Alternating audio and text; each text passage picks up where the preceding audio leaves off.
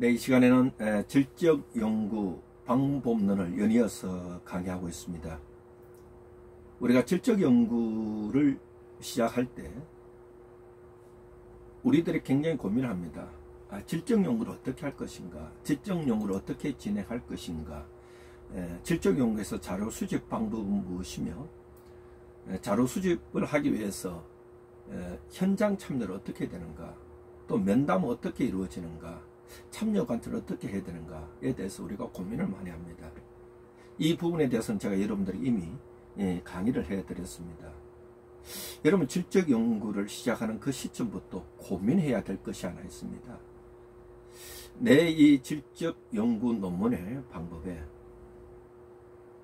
내 논문의 타당성과 신뢰성을 어떻게 확보할 것인가, 여기에 대해서 우리가 고민을 해봐야 됩니다.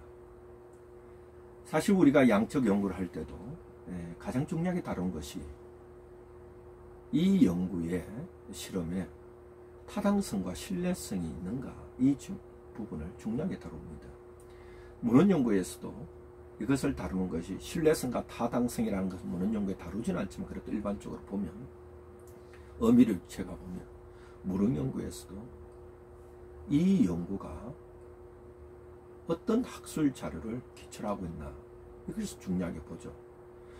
제가 질적 연구 방법론을 가지고 논문 쓴 것을 심사할 때도 심사위원으로 참석한 분들이 과연 이 질적 연구가 학위 논문으로서, 학술 논문으로서 가치가 있느냐라고 따질 때에 이 논문에 신뢰성이 있느냐, 어느 정도 신뢰성을 확보하고 있느냐, 이런 질문을 합니다.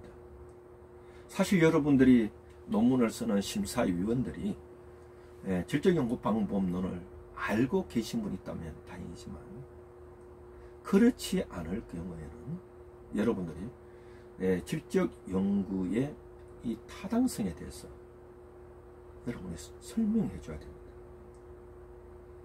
내가 이 질적 연구를 할 때 질적 연구의 타당성 확보를 위해서, 신뢰성 확보를 위해서 내가 어느 정도 지식을 가지고 있느냐에 의해서 질적 연구를 계획하고, 또한 자료 수집을 계획하고, 자료 수집을 위해서 현장에 들어가서 면담과 참여 관찰하고, 그리고 그 수집된 자료를 가지고 연구 결과를 낼 때에, 자료를 분석할 때에 이 모든 그 기초에 타당성을 갖고 있어야 됩니다. 그래야 여러분의 논문이, 여러분 질적 연구 방법이 심사위원들에게, 또 나의 논문을 읽는 독자들에게 여러분의 논문의 가치에 대한 신뢰성을 얻을 수 있습니다. 그래서 질적 연구의 타당성 전략에 대해서 제가 여러분들께 조금 더 자세히 구체적으로 강의를 해드리겠습니다. 일반적으로 이런 얘기가 있습니다. 양적 연구에 보면 신뢰도와 타당도라는 개념이 있습니다. 그래서 양적 연구에서 말하는 신뢰도의 개념은 뭐며 타당도의 개념이 뭘까라고 했을 때, 신뢰도의 개념은 연구의 재생산 가능입니다. 즉, 이 연구의 주제가, 결과가 다른 연구자가 하더라도 동일한 결과가 나오는 것인가, 이것이 신뢰도의 개념입니다. 타당도의 개념은 연구의 정확성을 의미합니다. 연구자가 연구하고자 하는 주제로 지속해서 연구가 되어가고 있는가, 이런 질문입니다. 그래서 여러분들이 질적 연구 방법론에 대해서 공부해보면 어떤 것에는 질적 연구의 타당도라 말하기도 하고, 또 다른 곳에서는 질적 연구의 신뢰도다 이렇게 말하기도 합니다. 또 어떤 학자들은 질적 연구에서 굳이 타당도와 신뢰도라는 용어를 사용할 필요가 있겠는가, 이렇게도 말합니다.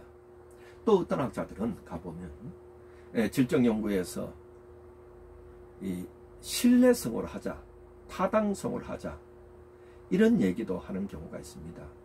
그러나 제 생각입니다.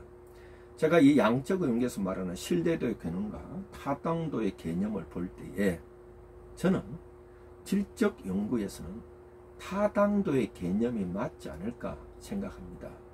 왜냐하면 질적 연구는 연구의 도구는 연구자 자신입니다. 그리고 질적 연구는 객관성이 중요한 것이 아니라 주관성이 중요하고 또 질적 연구는 상호작용성이 중요합니다.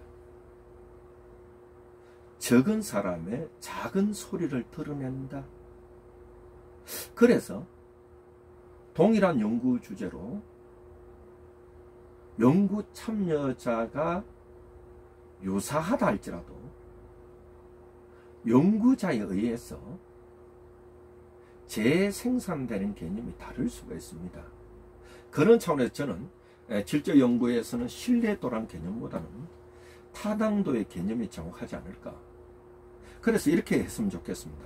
질적 연구에서의 타당도는 내 연구의 신뢰성 확보를 위한 여러 가지 방법이다. 이렇게 해석했으면 좋겠습니다. 그래서 한마디로 말하면, 한 문장 말하면, 질적 연구에서 타당도는 연구의 신뢰성 확보를 위한 노력이다. 이렇게 이해했으면 좋겠습니다. 그럼 제가 오늘 여러분들에게 질적 연구의 타당도의 전략을 크게 두 가지로 강의를 하겠습니다. 첫 번째는 뭐냐면 다양한 이론적 배경이 있습니다. 다양한 이론적 배경이, 이론적 관점이 있고, 두 번째는 타당성 검증 방법이 있습니다. 질적 연구의 타당도에 대해서는 다양한 이론적 관점이 있습니다. 그걸 제가 소개해 드리겠습니다. 두 번째는 그럼 어떻게 이 질적 연구의 타당성을 검증하고 확보할 것인가를 구체적으로 하겠습니다. 먼저 질적 연구의 다양한 이론적 관점입니다. 질적 연구의 다양한 이론적 관점을 했을 때에 우리 오늘 이 강의를 듣는 사람이 뭐 굳이 질적 연구의 타당성에 대해서 방법만 강해 주면 되지 뭐 이론적 관점에 대해서 강해 줄 필요가 있겠느냐, 이런 생각을 가지는 분도 분명히 있을 것입니다. 그러니까 여러분 중요한 거 하나 있죠. 여러분이 질적 연구를 할 때, 또 질적 연구를 해서 논문을 발표할 때 여러분 질적 연구에 대한 타당성에 대한 이론적 개념이 명확히 정립되어 있어야 여러분이 심사하는 심사자를 설득할 수 있고, 또 여러분들이 내가 질적 연구 방법으로 내가 자료 수집하고 현장에 들어가고 이게 자료를 분석할 때도 이것이 명확히 되어 있어야 굉장히 쉽게 되는 겁니다. 우리가 그렇게 얘기합니다. 최고의 실제는 이론이란 말합니다. 이론은 곧 실제고 실제는 곧 이론이다, 이렇게 말합니다. 우리가 그래서 질적 연구를 하실 때 이런 학문적인 세계에서는 이 다양한 이론적 관점이 뭔지 한번 보겠습니다. 먼저 다양한 이론의 관점이 질적 연구에서는 타당성에 있어서 다양한 관점은 자연주의적 관점이 있고 후기 구조주의적 관점이 있습니다. 또한 자연주의적 관점과 후기 구조적 관점 타당성 있는 것보다는 이해의 검증을 강조하는 것이 있습니다. 이렇게 세 관점이 있습니다. 사실 후기 구조주의적 관점은 탈근대주의적 사상과 후기 구조주의적 사상에서 차용한 빌려온 관점을 이렇게 말할 수 있습니다. 그래서 이 자연주의적 관점에서 대표적인 학자는 링컨과 구바입니다. 그 다음에 후기 구조주의적 관점에서 대표적인 학자가 패티 레스입니다. 이해의 검증을 강조하는 학자는 월콧입니다. 아마 여러분 월콧은 많이 들어봤을 것이고, 또한 링컨과 구바도 많이 들어봤을 겁니다. 저는 오늘 여러분들에게 이 타당성 검증의 이론에 대해서는 다른 것보다도 오늘은 저는 여러분들에게 자연주의적 관점에 대해서만 제가 강의를 해드리겠습니다. 제 생각에 이 질적 연구 방법의 타당성 확보에 있어서 신뢰성 확보를 위한 타당도 검증에서는 이 자연주의적 관점이 우리들에게 큰 의미를 주고 있다 이렇게 보기 때문에 이것만 여러분들 알고 있어도 질적 연구 방법의 타당도에 대해서 어느 정도 이해가 될 수 있습니다. 그럼 링컨과 구바가 말할 때 이 자연주의적 관점을 에서 타당성의 구성 요소를 4가지로 이렇게 보고 있습니다. 타당성의 범주를 4가지로 보고 있는데 여러분 이것은 잘 이해하고 가야 됩니다. 그럼 이것이 질적 연구를 할 때에 내가 큰 그림을 그리는데 굉장히 좋다고 생각합니다. 첫째는 신뢰성입니다. 둘째가 의존성이고 셋째가 전이성이고 확정성이다. 첫째가 신뢰성, 둘째가 전이성, 셋째가 의존성, 넷째가 확정성. 자, 여기 가만히 보시기 바랍니다. 이 타당성의 4가지 구성 범주 가운데서 이 4가지 중에 여러분 꼭 기억해야 될 거고 꼭 이해될 2가지가 있습니다. 그것은 뭐냐면 신뢰성과 전이성입니다. 이거는 꼭 이해해 가야 됩니다. 그리고 의존성과 확정성은 신뢰성이 확보가 안 됐을 때 보조적인 수단으로 의존성과 확정성을 사용한다 이렇게 이해하시면 됩니다.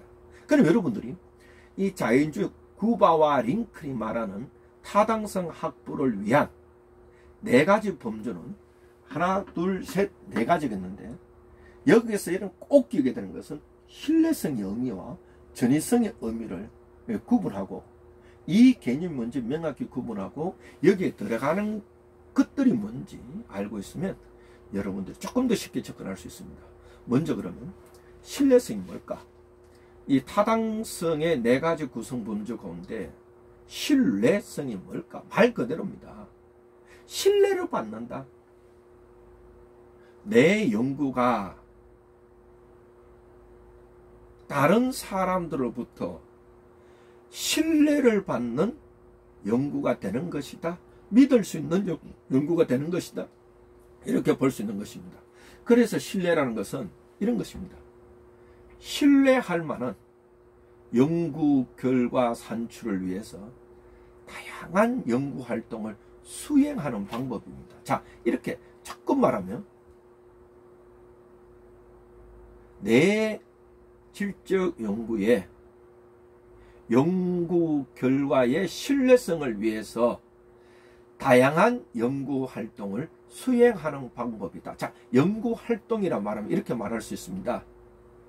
자료 수집과 수집된 자료의 분석 활동 이렇게 구분하면 됩니다.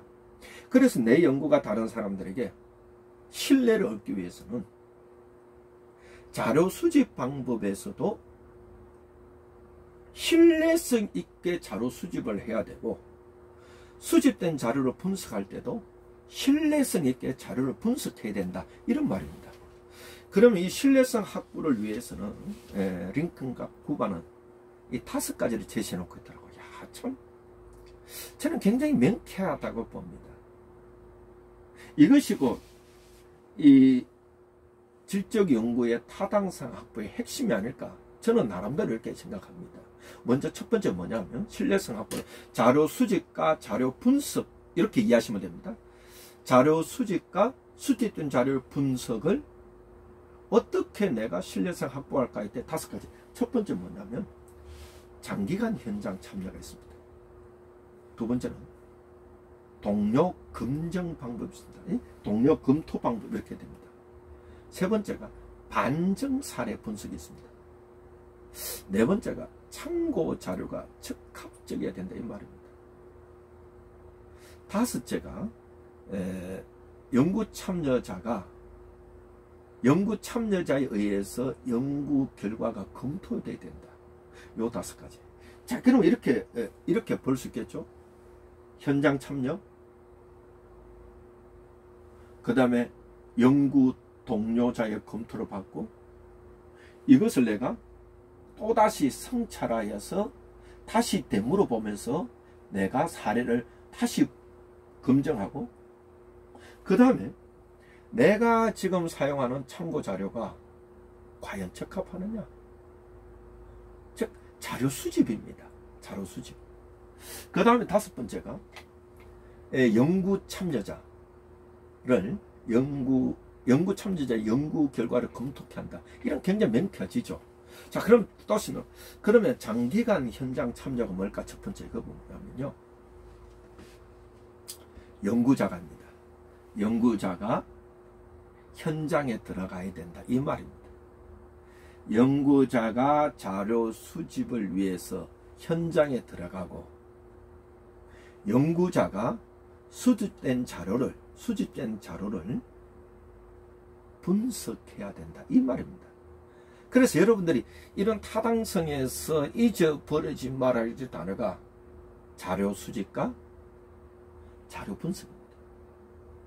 그러면 앞에를 연구자가 이렇게 쓰면 됩니다. 연구자가 장기간 현장에 참여하여서 자료를 수집하고, 수집된 그 자료를 연구자가 분석하는 것, 이렇게 이해하시면 됩니다. 그러면 여러분들이 질적 연구에서 나의 신뢰성을 확보하기 위해서는 연구자가 자료 수집하고 연구자가 자료 분석한다. 이럴 때에 지속적 관찰이라, 현장에 들어가면 현장 참여라고 말하잖아요. 현장 참여해서 자료를 수집할 때는 두 가지가 있잖아요. 뭐냐면 참여 관찰과 또 하나는 면담이 있습니다. 두 번째가 삼각 측정법이라, 삼각 검정법이라, 트라이앵글레이션. 요거는 뒤에 또 설명해 드리겠습니다. 세 번째가 다양한 관점의 해석을 해야 된다는 것입니다. 아무리 연구자가 연구의 도구라 할지라도, 연구자는 이 연구 참여자들의 이 면담과 수집된 자료를 해석할 때 다양한 관점에서 해석하도록 노력해야 된다, 이 말입니다. 두 번째가 동료 검증 방법, 다른 말로 동료 검토 방법 해도 됩니다. 동료 검토 방법. 이 동료 검토 방법은 내가 자료를 수집하고, 또 자료를 수집하기 전에 혹시 방구조와 질문한다면 방구조와 질문을 만들 때도 그렇습니다. 질문지를 만들 때도 지도 감독자나 연구자 동료로부터 이걸 검토를 받는다, 이런 뜻입니다. 그걸 통해서 신뢰성이 확보된다. 그래서 이 연구자는 연구자의 선입견과 개인적 성향을 제거하기 위해서 동료로부터 이 동료와 함께 토론하는 그런 시간을 가져야 된다, 이런 의미입니다. 사실 그 질적 연구에서, 특별히 현상학적 연구에서 중요한 것이 크게 두 가지가 있잖아요. 판단 중지와 괄호치기가 있다고 강의해 드렸습니다. 연구자가 수집된 자료를 가지고 내가 분석할 때는 판단을 중지하고, F4 판단 중지하고, 내가 이미 알고 있는 선지식에 대해서 안다는 것을 괄호치기를 하라, 이런 말입니다. 그래서 내가 자료를 수집하고 분석할 때도 연구자 자신의 선입견과 개인적인 성향을 제거하기 위해서 이 동료 연구자나 또한 지도 감독자로부터 피드백 받고 검토를 받는 것을 말합니다. 반증 사례 분석입니다. 이 말은 뭐냐면요, 우리가 연구를 할 때에 지속적으로 나타날 수 있는 오류와 가정들을 계속 재구성해 보는 겁니다. 사실 질적 연구의 핵심은 가설을 세우지 말아야 합니다. 가설을 세워놓는 순간 연구자의 입장에서 연구 참여자를 바라보고, 연구자의 입장에서 이것을 해석하려고 합니다. 그래서 거기에 대한 지속적으로 반증을 할 수 있는 사례를 분석하라, 이 말입니다. 참고 자료 적합성입니다. 이 말은 뭐냐면요, 참고 자료라라고 할 때에 질적 연구에서의 자료는 연구 참여자가 있는 현장 관찰과 연구 참여자와의 심층 면담을 통해서 수집된 것을 자료라고 말합니다. 그러면 내가 수집된 그 자료를 잘 관리해야 됩니다. 그리고 최대한 원자료를 보관하여 심사자에게 제시할 수 있어야 됩니다. 그래서 신청 면담을 했을 때는 이걸 녹취록을 풀어야 되고, 참여 관찰했을 때는 관찰 일지, 관찰 노트를, 참여 노트를 기록하라 되어 있습니다. 이런 것들을 어떨 때는 이 심사위원들이 자료를 다 가져오라 이렇게 말할 수도 있습니다. 그럴 때 여러분들이 녹취록을 푼 것을 가져와야 되고, 또한 여러분들이 현장 노트 일지도 가져오면 가져와야 됩니다. 그래서 여러분들이 원자료는 꼭 보관하셔야 되고, 최대한 원자료를 보관하셔야 되고, 또한 현장 노트도 바로바로 적어서 보관해놔야 됩니다. 그럴 때 여러분들이 논문 심사장에 들어갔을 때 여러분의 원자료를 더 가져가볼 만큼 아마 심사위원들이 깜짝 놀라게 될 것이고, 여러분들이 연구에 신뢰를 많이 하게 될 겁니다. 연구 참여자의 연구 결과 검토입니다. 이 말은 뭐냐면요, 연구 참여자에게 자료를 수집해서 자료를 녹취록을 만들고, 또한 이것을 기술하고 분석하고 해석할 때에 연구 참여자에게 보여줘서 이것을 검토하는 작업을 연구 참여자 연구 결과 검토 이렇게 말하고 있는 겁니다. 그래서 이 자연주의적 관점에서는 신뢰성에 있어서 제가 지금까지 5가지로 강의해 드렸고, 두 번째입니다. 전이성에 대해서 강의해 드리겠습니다. 전이성이라는 것은 말 그대로 전이라 옮겨진다 이런 뜻입니다. 옮겨진다. 쉽게 생각하면 됩니다. 프로이트의 정신분석하기도 그렇잖아요. 프로이트의 정신분석학은 전이와 혼습으로 이루어진다 이렇게 말하잖아요. 이 옮겨지는 것, 그러면 이 전이라는 게 뭘까? 전이라는 게 뭘까 했을 때 전이성은 다른 것이 아닙니다. 현장에 살아있는 기술과 모습입니다. 여러분들이 자료를 수집할 때에 심층 면담과 또 참여 관찰을 통하여서 그들의 이야기를, 그들의 삶을 있는 그대로 살아있게 묘사하는 것, 살아있게 기술하는 것, 이 전이성입니다. 그래서 연구자는 연구의 도구가 되어서 연구 참여자들의 이야기와 연구 참여자들의 삶을 독자들에게 그대로 옮겨주는 것, 그대로 기술해 주는 것.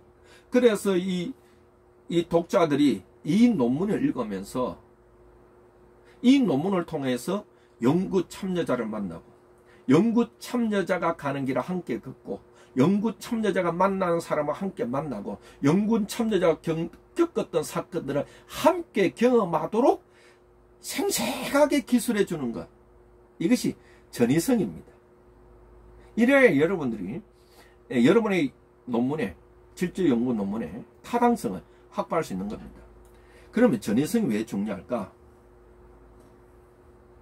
여러분이 실제 연구에서 연구 결과를 쓸 때, 기술 분석 해석할 때에 연구자와 연구 참여자의 공감대를 형성해야 됩니다. 그리고 또한 연구자와 연구 참여자와의 공감대뿐만 아니라 연구자와 심사위원 간의 공감대가 형성돼야 됩니다.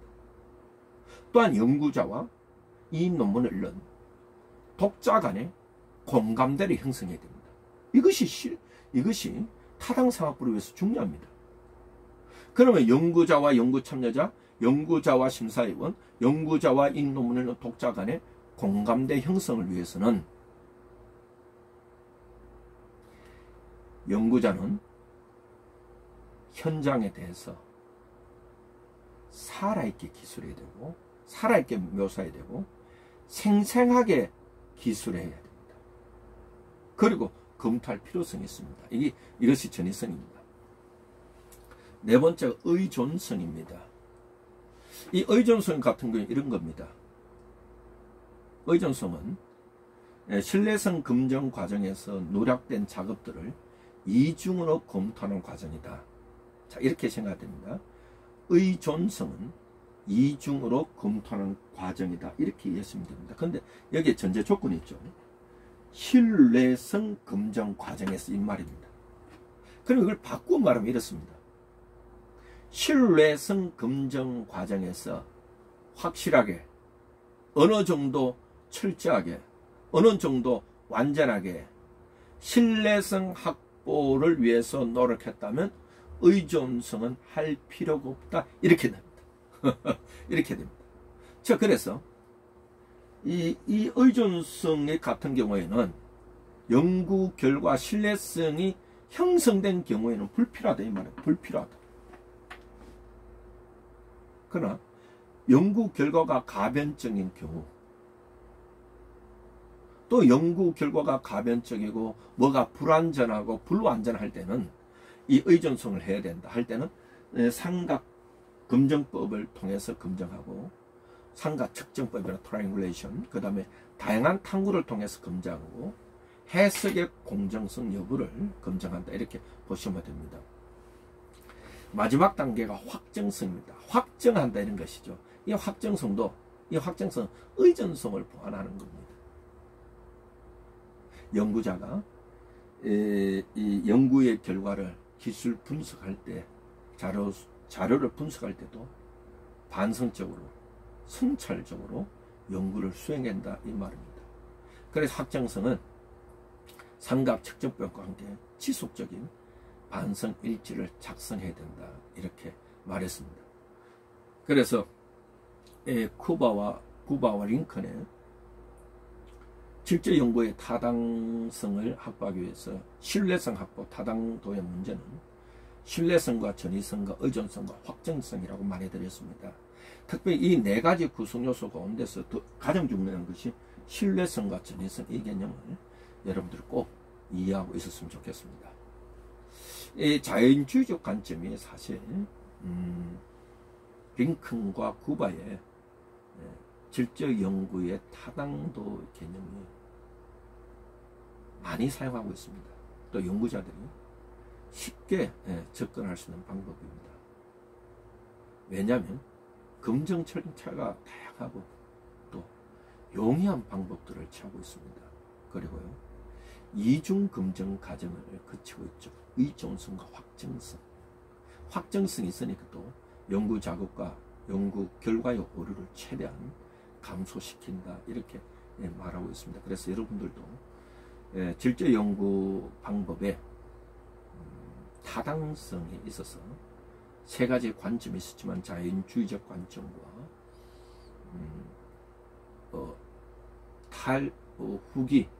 탈근대주의와 후기 구조주의 관점과, 또한 그 무엇보다 이해의 검증을 더 중요한 관점이 있었다고 했습니다. 이 세 가지 관점 가운데서 여러분들이 링컨과 쿠바가 말했던 이 자연주의적 관점, 이 네 가지에 대해서 여러분 조금 더 세밀히 또 알고 있으면 여러분들이 여러분 논문에 타당도 확보를 하는데 아마 도움이 될 것 같습니다. 그러면 이제 두 번째 방법으로 타당성 검증 방법입니다. 어떻게 그러면 이 타당성을 검증할까라고 했을 때 이분입니다. 이 덴진이라는 교수님이 질적 연구의 타당성 검증에 아주 명쾌하게 이 의미를 제시해 놨습니다. 사실 강의 초도에도 말했지만 어떤 학자들은 야, 질적 연구에서 뭐 타당도를 해야 되냐, 부정적인 관점도 많습니다. 그러나 우리가 논문을 쓸 때, 학위 논문을 쓰고 학술 논문을 쓸 때 내가 심사위원들에게 어느 정도는 여러분의 질적 연구 방법이 신뢰성 확보를 갖고 있어야 됩니다. 그럼 조금 더 선학자들이 말했던 이 타당성 확보를 위한 체계적인 방법을 알고 있으면 여러분이 큰 도움이 됩니다. 이 덴지는 박사님은 이런 말 했습니다. 타당성의 3가지 검증 방법이 있다 했습니다. 야, 저는 이것을 보면서, 야, 좀, 제가 질적 연구 방법을 공부할 때, 야, 명쾌하다. 제가 그래서 도움을 받았습니다. 예, 이 덴진의 타당성 3가지 검증 방법, 첫째, 삼각 검증법 또는 검증법이란 말이고 또 측정이다 이렇게 말하기도 합니다. 삼각 측정법, 검증법, 트라이앵글레이션 이렇게 말하죠. 두 번째 뭐냐면 연구 참여자 검토가 있습니다. 세 번째가 감독자 검토가 있습니다. 자, 여러분 한번 보십시오. 앞서서 강의 들었던 링컨과 쿠바의 이 자연주의적 관점에서 질적 연구의 타당도에 대한 이론적 검토에서 보면 4가지가 신뢰성의 4가지가 나왔잖아요. 그것을 이렇게 요약했다 이렇게 보시면 됩니다. 그럼 여기서 많은 학자들이 링컨과 쿠바도 이렇게 말했고 덴진도 이렇게 말했다면 이런 부분 우리가 질적 연구를 하는 질적 연구하는 학생들이 이 부분을 타당도 확보를 해서 마음속에 새기고 머리에 새기면서 연구하는 초반부터 이것을 명심하고 가야 됩니다. 그래야 여러분 논문이 학위 논문이나 박사 논문이나 석사 논문이든 학술 논문이든 심사위원들에게 내 연구에서 나는 이런 타당도를 위해서 이렇게 처음부터 끝까지 노력했소라고 제시해 줘야 됩니다. 그럼 여러분들이 이 하나하나 요 3가지를 꼭 기억해야 됩니다. 삼각 측정법과 연구 참여자의 검토와 또한 지도 감독자 또는 동료 연구자의 검토, 이 3가지를 명심하고 있어야 됩니다. 그럼 하나씩 가보겠습니다. 삼각 측정법이 뭘까? 트라이앵글레이션. 여기 보면 삼각 측정법은요, 덴진이 만들어냅니다. 이 토지에서 아이디어를 가져와서 덴진이 이 삼각 측정법이 있습니다. 그런데 여러분, 삼각 측정법은 여러분들이 많은 부분에서 뭐 삼각 측정법은 이렇게 말해 연구자와 연구 참여자와 그 다음에 동료 연구자 또는 지도 감독자 이것만 알고 있는데 그렇지 않습니다. 덴진이 말하는 삼각 측정법은 4가지로 첫째, 자료원의 삼각 검증이라. 두 번째가 연구자 삼각 검증이라. 세 번째가 이론의 삼각 검증이라. 네 번째가 반복론의 삼각 검증이 있습니다.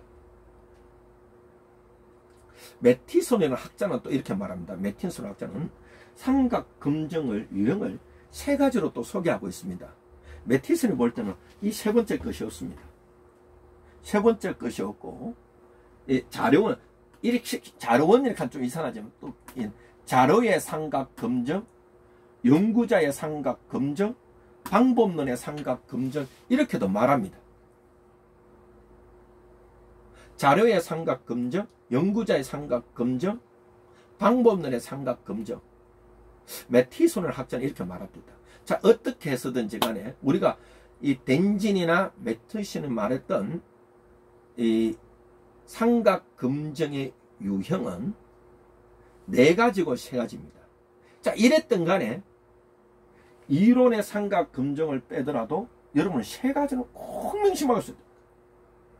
내가 자료를 수집하고 자료를 분석할 때에 자료와 연구자와 방법론의 삼각 검증을 꼭 해야 되겠다. 이걸 명심하고 있어야 됩니다. 아예 출발부터. 그래야 여러분의 논문의 신뢰성 확보가 됩니다. 그러면 한 가지 자료의 삼각 검증, 이 자료의 삼각 검증해도 되고 자료원의 삼각 검증법 이렇게 이해해도 됩니다. 이 말이 뭐냐면요, 자료를 수집할 때 이 말입니다. 자료를 수집할 때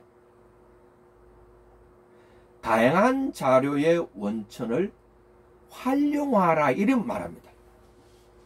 자료를 수집할 때 다양한 자료를 수집하라. 그래서 자료 수집에서 여러분들이 말씀드렸지만 크게 두 가지 있잖아요. 참여 관찰과 면담. 한마디로 말하면 자료를 수집할 때 연구자가 현장에 참여해라. 현장에 참여해서 신청 면담도 하고, 그 다음에 참여 관찰을 해서 참여 노트를 쓰고 일지를 써라.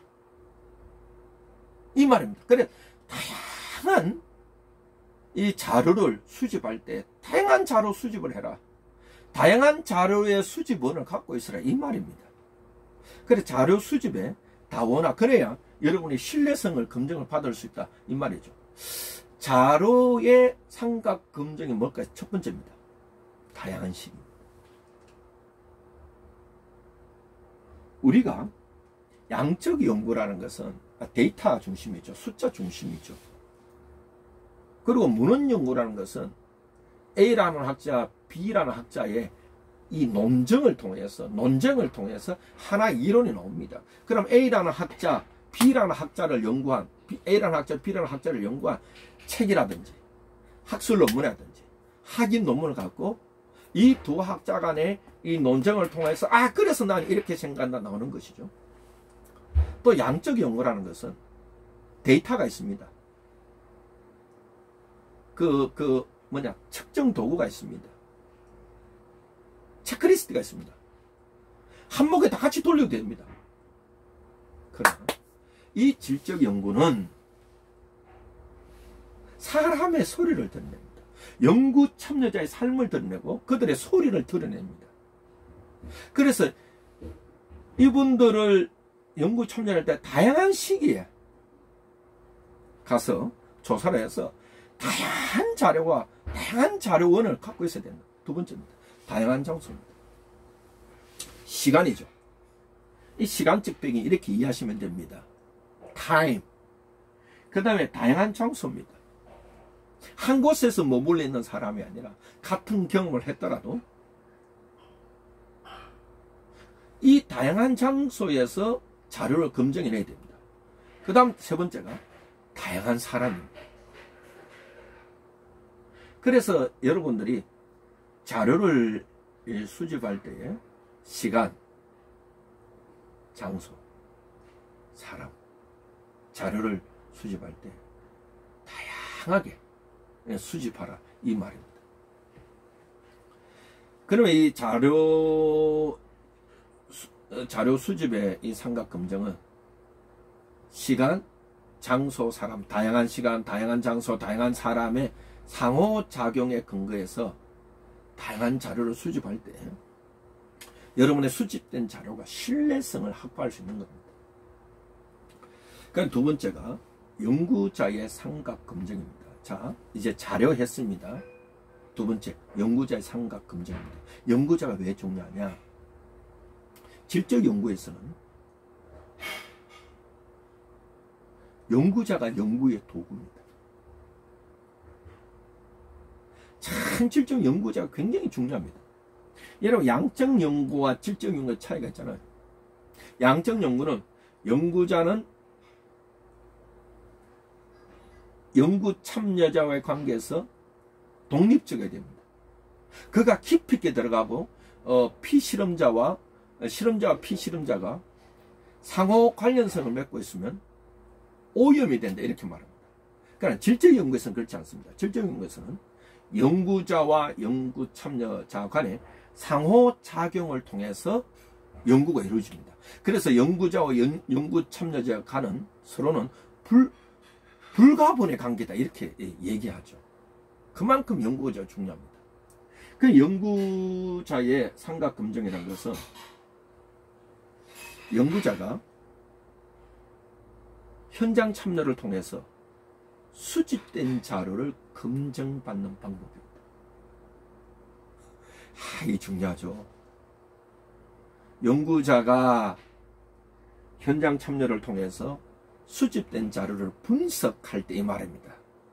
자료 분석할 때 이 분석하는 과정 중에 다른 그 무언가로부터 검토를 받는다 이 말입니다. 그러면 이 연구자의 삼각검증은 제가 첫째 연구자입니다. 자료를 분석할 때는 연구자가 도구입니다. 그래 연구자가 들어가시죠. 그 다음에 두 번째가 연구참여자입니다. 연구참여자가 자료를 분석하는 그 과정 중에 참여시켜서 검토를 받는다.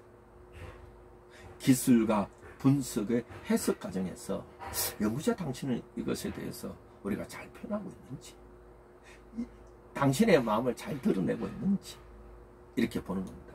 세 번째가 다른 연구자입니다. 다른 연구자는 크게 두 부류가 있죠.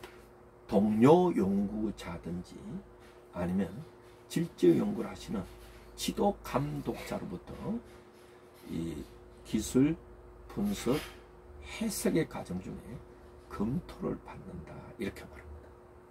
자, 그런데 여기에 대해서 좀 비판적인 학자도 있습니다. 이렇게 자료 분석 과정 중에 연구 참여자와 또 동료 연구자나 지도 감독자에게 보여줘서 검토를 받으면 진정 연구자가 보고자 하는 방향으로 갈 수 있을까? 혹 흐트러지지 않을까? 산만해지지 않을까? 이런 그 비판적인 부분도 있습니다. 그렇지만 저는 우리 연구자의 선입관이라든지 또 연구자의 취향이 있잖아요. 으로 가고자 하는 방향을 좀 제어하는 데는 저는 이 방법이 괜찮다고 봅니다. 그래서 연구자가 수집된 자료를 검토받는 것, 피드백 받는 것, 그래서 수집된 자료를 기술하고 분석하고 해석할 때에, 자료 분석할 때에 연구자와 연구 참여자와 동료 연구자 또는 지도 감독자로부터 검토받는 것을 연구원 삼각 검증이다 이렇게 말하고 있습니다. 세 번째, 이론의 삼각 검증입니다. 매티송 같은 학자는 이 이론의 삼각 검증을 넣지 않았습니다. 그러나 덴지는 이렇게 넣고 있다고. 이건 한마디로 이런 겁니다.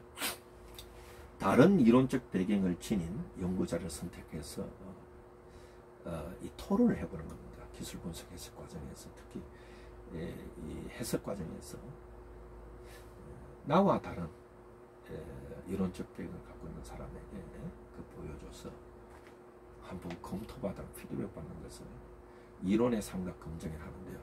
이론의 삼각 검증 이렇게 볼 수 있습니다.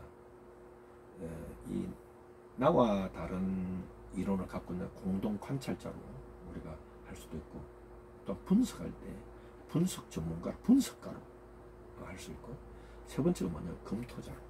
그래서 공동 관찰자, 분석가, 검토자 이렇게 얘기하고 있습니다. 여기에 대해서도 사실 비판의 얘기가 있습니다. 다른 이론을 갖고 있는 사람이 공동 관찰자 또는 분석가 또는 검토자 참여했을 때에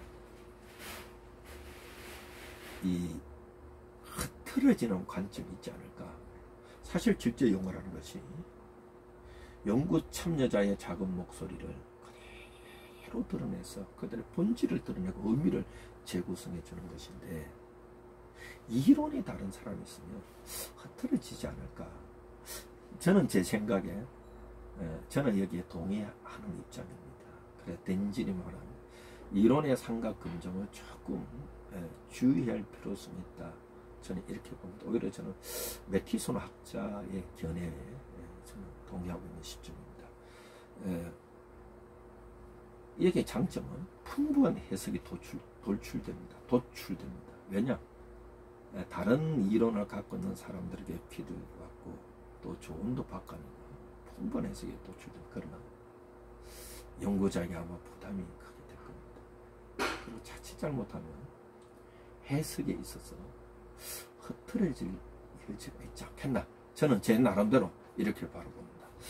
트라이앵굴레이션의 검증법의 마지막 세 번째, 방법론의 삼각 검증법입니다. 이 방법론의 삼각 검증법은 여러 가지 방법을 연속적으로 비교하여 병행하는 검증 방법입니다. 그러면 이것이 뭐예요? 첫째, 이 방법론의 삼각검토 첫째 참여 관찰이고 둘째 심층 면담 셋째 무능 검토입니다. 이런 겁니다. 자료 수집과 자료 분석 방법론은 이렇게 보시면 됩니다. 자료 수집과 자료 분석할 때에 어떤 방법을 할 것인가에 대해 크게 두 가지를 보면 됩니다. 현장 참여와 무능 검토입니다. 현장 참여 안에는 심층 면담이 있고 참여 관찰이 있고 무능 검토. 내가 연구를 수행하기 전에 사실 여러분들은 내가 연구하고자 하는 주제와 관련된 문헌들을 먼저 숙지를 하셔야 됩니다. 선행적으로 내가 알고 있어야 됩니다. 그리고 자료 분석, 기술과 분석과 특히 해석할 때도 내 해석을 도와주는 크게 두 가지가 있습니다. 내가 갖고 있는 이론적 지식입니다. 학문적 지식입니다. 또 하나 갖고 있는 나의 삶의 어떤 노하우들입니다. 이것이 버무려져서 해석이 나오는 겁니다. 그래서 나의 해석도 사실 다 해놓고 이것이 해석에 들어가서는 다른 연구자의 해석과 나의 해석이 어느 정도 일치하는지 아니면 뭐가 다른지를 검토하는 작업도 필요한 문헌을 통해서. 그래서 여러분들이 자료를 수집하고 자료를 분석할 때에 수집할 때 참여 관찰해야 되고 수집할 때 심층 면담해야 되고 또한 이것을 분석할 때는 여러분들이 문헌 검토로 이루어져야 된다. 이렇게 보고 있는 겁니다. 자, 이렇게 해서 보시고 연구 참여자에게 이 연구 결과에 대한 의견을 수렴하는 참여 관찰과 면담 자료와 잠적적 분석 결과를 우리가 제공해 주어서 이렇게 자료를 분석할 수 있습니다. 여기 보면 우리가 이렇게 넘어가야 됩니다. 여기 이제 연구 참여자 검토로 넘어가는데 PPT가 조금 오류가 생겼습니다. 두 번째가 연구 참여자 검토가 있습니다. 연구 참여자 검토는 연구 참여자에게 자료를 분석하는 과정 중에서 그들의 의견을 수렴해야 된다 이 말입니다. 그래서 이 참여 관찰을 통한 자료 수집과 면담을 통한 수집된 자료를 가지고 내가 추구력을 풀고 녹취록을 풀고 현장 노트를 통해서 기술, 분석, 해석에 해갈 때에 잠정적 분석 결과를 이 연구 참여자에게 제공해 주면서 그들로부터 의견을 받고 피드백을 받는 그 시간 가져야 된다. 이런 차원입니다. 그렇게 해서 이렇게 가는 것이고 그 다음에 감독자 검토가 있습니다. 마지막 세 번째가 감독자 검토입니다. 연구 결과가 나타났을 때 사실 여러분들이 자료 수집에 들어갈 때 심층 면담에 들어갈 때도 혹 방구조와 질문으로 진행한다면 질문지에 대해서 동료 연구자나 또 지도 감독자에게 피드백 받는 거 중요하다 이렇게 얘기했죠. 그와 똑같이 자료 분석 과정 중에서도 연구 결과가 나타날 때 그 결과에 대해서 동료 연구자나 또한 지도 감독자에게 보여주고 피드백을 받는 이런 시간들이 중요합니다. 그래서 연구자는요, 이 삼각 측정법의 자료를 연구 보고서의 내용서나 프로그램에 포함할 필요가 있습니다. 특히 여러분들이 논문을 써가실 때 여러분의 연구의 타당성을 위해서 어떻게 했는지 그 분명히 논문에 들어가 있어야 됩니다. 어떤 과정을 거쳐왔는지 그리고 삼각 측정법의 자료를 여러분들이 부록에도 어떻게 일지라든지 이렇게 하였다는 걸 부록에 넣으면요 여러분의 논문이 굉장히 독자로부터 또한 심사위원으로부터 신뢰성 확보가 될 겁니다. 제가 여러분들에게 삼각 질적 연구 방법의 타당성의 방법으로 삼각 검증법과 연구 참여자 검토와 감독자 검토에 대해서 이 세 가지로 강의해 드렸습니다. 오늘 저는 여러분들에게 이 타당도의 전략으로서 다양한 이론적 관점에서 쿠바와 링컨의 자연주의적 관점 4가지 범죄에 대해서 강의 들었고, 이 타당성 검증에서는 상각 검증법과 또 연구 참여자 검토와 연구자의 검토에 대해서 여러분들에게 강의해 드렸습니다. 여러분들이 저와 함께 지금 질적 연구 방법론에 대해서 지속적으로 강의를 듣고 있습니다. 또 보니까 이 제 강의를 들은 많은 사람들이 댓글도 달아주셔서 고맙습니다. 어떤 분은 저에게 질적 연구 방법론의 6가지 접근법에 대해서 전체 강의를 해두었는데 하나씩 좀 자세히 강의해 주면 좋겠다, 이런 댓글도 보았습니다. 또 제가 강의 중에 그렇게 하마라고도 약속했습니다. 제가 그거 꼭 약속 지키겠습니다. 6가지 접근법에 대해서 또 강의해 드리고, 또 질적 연구에서 글쓰기 방법에 대해서도 제가 여러분들에게 강의해 드리겠습니다. 저는 오늘 이것으로 강의를 마치고, 또 저 유튜브는 박민수 교수 상담 TV 유튜브입니다. 오늘 강의 들으시고 또 도움이 되었다면 구독도 눌러주시고 또 좋아요 눌러주면 좋겠습니다. 계속해서 질적 연구 방법론 강연이 많이 있으니까 여러분들 필요하신 대로 보시기 바랍니다. 오늘도 저의 강의를 시청해 주시고 또 경청해 주셔서 감사합니다. 여러분의 삶에 행복이 가득하기를 기원합니다. 여기서 강의 마치겠습니다.